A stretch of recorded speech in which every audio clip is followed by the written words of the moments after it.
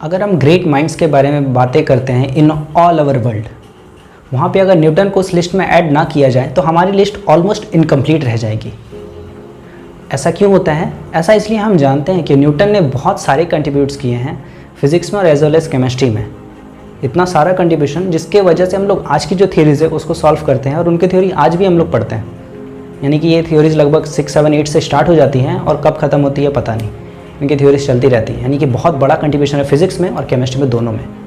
तो इस क्लिप में हम लोग डिस्कस करेंगे कि न्यूटन ने आखिर लाइट में क्या कंट्रीब्यूट किया, सर आइजैक न्यूटन ने लाइट में क्या कंट्रीब्यूशन दिया है, देखते हैं। सर आइजैक न्यूटन ने एक बुक लिखी जिसका नाम था ऑप्टिक्स, OPTICKS, ऑप्टिक्स। ये बुक नेचर ऑफ लाइट को लेके ज़्यादा मतलब कंट्रीब्यूटिव थी, ठीक है। यानी कि नेचर ऑफ लाइट को अच्छे से स्टेबलाइज करके बताया गया था कि उसका नेचर कैसा होता है लाइट का। इससे पहले भी एक बुक लिखी गई थी जिसका नाम था डायप्टिक्स, जो किसने लिखा था? रेने डेकार्ड्स ने, वो भी थी, लेकिन वो थियोरेटिकल पार्ट थी। और ऑप्टिक्स जो थी बुक, इसमें प्रैक्टिकल यूजेस थे बहुत सारे, प्रिज्म वाला कि क्यों लाइट रेज डिस्पर्स हो जाती हैं, ऐसा करके बहुत सारा एग्जांपल्स दिया हुआ था न्यूटन के थ्रू। न्यूटन ने अपने आप बताया था, मतलब काफ़ी डिराइव करके। सर आइजैक न्यूटन ने एक थ्योरी दी which is called corpuscles theory of light. Corpuscle theories of light में उन्होंने कहा कि जो लाइट है वो टाइनी पार्टिकल्स से मिलकर बनी हुई है, टाइनी पार्टिकल्स। लेकिन वहाँ पे पार्टिकल्स कहना इजी नहीं था। क्यों?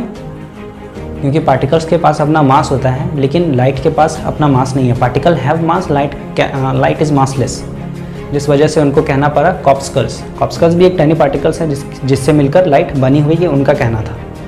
तो जब उनकी थ्योरीज आई तो आपकी जो थ्योरी है वो लाइट के नेचर पर हर जगह पे एप्लीकेबल होनी चाहिए, तब जाके वो प्रूव हो सकती है कि हाँ लाइट का जो नेचर है वो पार्टिकल नेचर का होता है।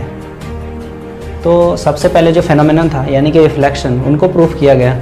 तो रिफ्लेक्शन इससे पहले भी एक जो डेकार्ड्स ने डिराइव किया था टेनिस बॉल से, इन्होंने भी ऐसा ही किया कि एक बॉल को फेंका, ठीक है, सर्टेन एंगल से सरफेस से, और वो वहीं पे बाउंस बैक हो गई, which is angle are equal था। तो वहाँ पे कहा रिफ्लेक्शन का एक रूल को तो फॉलो करता है, चलो परपेंडिकुलर वाला। तो परपेंडिकुलरली जब उन्होंने नीचे फॉल करवाया तो अपवर्ड डायरेक्शन पे फिर वो जाती हैं, तो वहाँ पे भी नॉर्मल फेंके तो वापस उसी डायरेक्शन पे।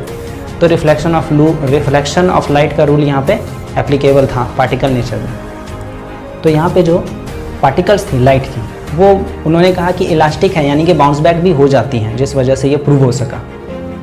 तो इसके बाद जो फेनोमेनन था which is refraction of light, अब इसको भी तो सॉल्व करना पड़ेगा ना कि रिफ्रैक्शन ऑफ लाइट पर एप्लीकेबल है कि नहीं। तो उन्होंने क्या बोला कि जैसे ही रिफ्रैक्शन ऑफ लाइट, आप जानते होंगे कि लाइट आती है rare medium to denser medium और वहाँ पे जाके बेंड हो जाती है, बस इन्हीं को उनको प्रूफ करना था। तो न्यूटन ने बताया कि जैसे ही light rare medium to denser medium में ट्रैवल करती है, तो डेंसर मीडियम में सिंस जो पार्टिकल्स होते हैं वो हाईली कंप्रेस्ड होते हैं एज़ कम्पेयर टू एयर में, जिस वजह से वो क्या करती है, डाउनवर्ड डायरेक्शन पे उन पे फोर्स लगाती है। तो उनके जो पार्टिकल्स होते हैं उनको नीचे जाना पड़ता है, जिस वजह से वो बेंड हो जाती है। और उस टाइम पे ऐसे कोई थ्योरीज, ऐसा कोई प्रैक्टिकल एग्जांपल उनके पास नहीं था कि पहले लाइट की स्पीड इतनी थी अब लाइट की स्पीड इतनी है, यानी कि कम हुई या ज़्यादा हुई, इसको वो मेज़र कर सकें। तो सबको मानना पड़ा, क्योंकि न्यूटन ने पहले ही कैलकुलस वगैरह बहुत सारे डेरिवेशंस किए थे जो कि सही थे। और एक बहुत बड़े मैथमेटिशियन और फिलोसोफर अगर ये बोलते हैं कोई भी चीज़ तो उनको मानना सही होता है। इसी के थ्रू एक और साइंटिस्ट थे हाइगन्स, तो उन्होंने बताया वेव थ्योरी ऑफ लाइट के अनुसार कि जो लाइट की स्पीड है वो डेंसर मीडियम में कम हो जाती है। क्योंकि अगर हम पार्टिकल नेचर में देखें, ठीक है, तो हम साउंड को ट्रैवल करते हुए देख सकते हैं एयर में, वहाँ पे स्पीड उसकी कम रहती है एज़ कम्पेयर टू जब सॉलिड में वो ट्रैवल करे तो स्पीड वहाँ पे बढ़ जाती है। और ऐसा ही न्यूटन ने बताया कि जब वो डेंसर मीडियम में है तो उसकी स्पीड बढ़ जाती है। अब यहाँ से उनकी थ्योरीज रॉन्ग होने लगी, गलत होने लगी, थोड़ी मिस्टेक्स, क्योंकि पार्टिकल नेचर अब यहाँ पे फेल हो रहा था। तो हाइगन्स ने बताया कि ये वेव थ्योरी ऑफ लाइट के अनुसार जो स्पीड है लाइट का वो कम होने लगता है। लेकिन हाइगन्स इज सिंपली चाय कम पानी एज़ कम्पेयर टू न्यूटन, क्योंकि न्यूटन एक बहुत बड़े मैथमेटिशियन फिलोसोफर और हाइगन्स उतने बड़े नहीं थे। मतलब जानते थे सब इनको, लेकिन उतना बड़ा ओहदा नहीं था कि न्यूटन से टक्कर ले सके, जिस वजह से न्यूटन को सब में माना। उसके बाद लेट 19वीं सेंचुरी में आए JBL फौकाल्ट, जिन्होंने एक्सपेरिमेंट कर कर प्रूव किया कि न्यूटन की जो थ्योरी है वो गलत है, कि लाइट की स्पीड ज़्यादा नहीं कम हो जाती है in denser medium as compare to rare medium. तब जाके न्यूटन की थ्योरी वहाँ पे रॉन्ग हुई। अब देखिए न्यूटन ने सिर्फ इतना ही कंट्रीब्यूट नहीं किया है लाइट में। सबसे पहले माना जाता था कि जो भी कलर्स हमको दिखते हैं लाइट में, ठीक है, वो प्रिज्म से जब पास हुई तो प्रिज्म से पास होने के बाद वो स्कैटर हो जाती हैं और 7 कलर्स में डिवाइड हो जाती हैं। जस्ट वैसे ही रेनबो भी बनता है। तो 7 कलर्स आए कहाँ से? सबने माना कि जो 7 कलर्स हैं वो प्रिज्म के अंदर कोई ऐसा मटेरियल है जो उनको 7 कलर्स में डिफ्लेक्ट कर दे रहा है, जिस वजह से 7 कलर्स हमको दिखती हैं। लेकिन न्यूटन ने बताया कि नहीं, जो 7 कलर्स है वो वाइट लाइट में ही है और न्यूटन जो प्रिज्म है वो उसको फैलाकर 7 रंग में डिवाइड कर देता है। यानी कि लाइट की जो एग्जिस्टेंस है कलर की, 7 रंगों की कलर की, वो न्यूटन ने ही डिराइव किया था। ये था उनका एक कंट्रीब्यूशन अलग से। और दूसरा कि लाइट में रिसर्च करते टाइम इन्होंने एक नया टेलीस्कोप बना दिया जिसका नाम था न्यूटोनियन टेलीस्कोप, जिसको मतलब आज जितने भी टेलीस्कोप वगैरह यूज़ होते हैं, ठीक है, वो न्यूटन के ही थ्योरी पर बेस्ड है।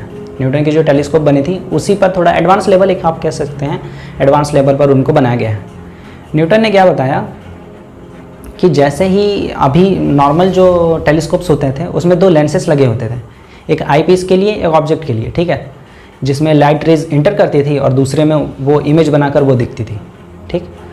तो इस सिचुएशन पे उन्होंने कहा कि जो कॉर्नर्स होंगे ना लेंसेस के, अब कॉर्नर्स क्या करेंगे, बिहेव करेंगे एज अ प्रिज्म, तो वो क्या कर सकते हैं, लाइट को डिस्पर्स कर सकते हैं।